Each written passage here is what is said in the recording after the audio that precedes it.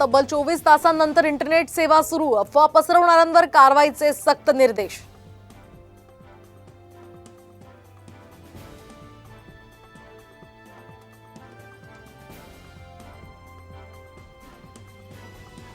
शाळांमध्ये good touch आणि bad touch उपक्रम अनिवार्य करणार, महिला आणि बालकल्याण मंत्री आदिती तटकरे यांची माहिती।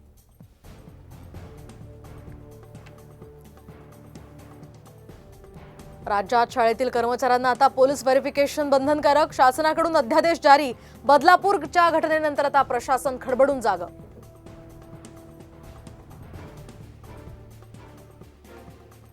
डॉक्टर दाभोलकर हत्या प्रकरणी आरोपींच्या निर्दोष मुक्ततेला कोर्टात आव्हान, सीबीआयला उत्तर देण्याचे हायकोर्टाचे निर्देश।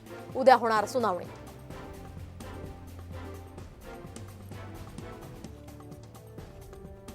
एअर इंडियाच्या विमानात बॉम्ब असल्याची धमकी, मुंबईमधून जाणारं विमान तिरुअनंतपुरम विमानतळावर उतरवलं। विमानतळातले सर्व 135 प्रवासी सुरक्षित, तर विमानतळावर हाय अलर्ट सुद्धा जारी।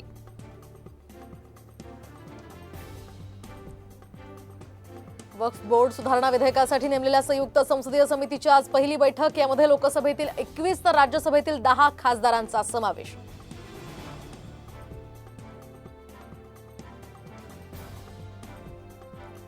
रामगिरी महाराजांविरोधात नाशिकमध्ये 1 तर पुण्यामध्ये 2 गुन्हे दाखल। आक्षेपार्ह वक्तव्य केल्याप्रकरणी आतापर्यंत जवळपास 10 गुन्ह्यांची नोंद।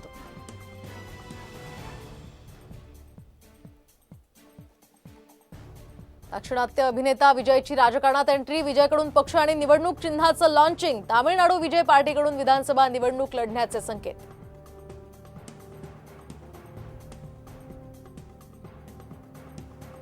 नाशिकमध्ये बिबट्याचा मुक्त संचार, बिबट्याचं सीसीटीव्ही फुटेज समोर। बिबट्याला जेरबंद करा, नागरिकांची मागणी, तर रात्री घराबाहेर पडताना काळजी घेण्याचंही आवाहन।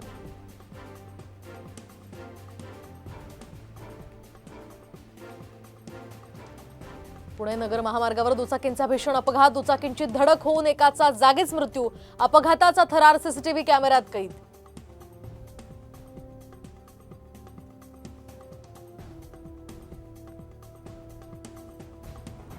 ऑलिम्पिक विजेता स्वप्नील कुसाळीची हत्तीवरून मिरवणूक, कोल्हापुरातल्या स्वागतानंतर आता स्वप्नीलच्या मूळ गावी सुद्धा स्वप्नीलचं दणक्यात स्वागत।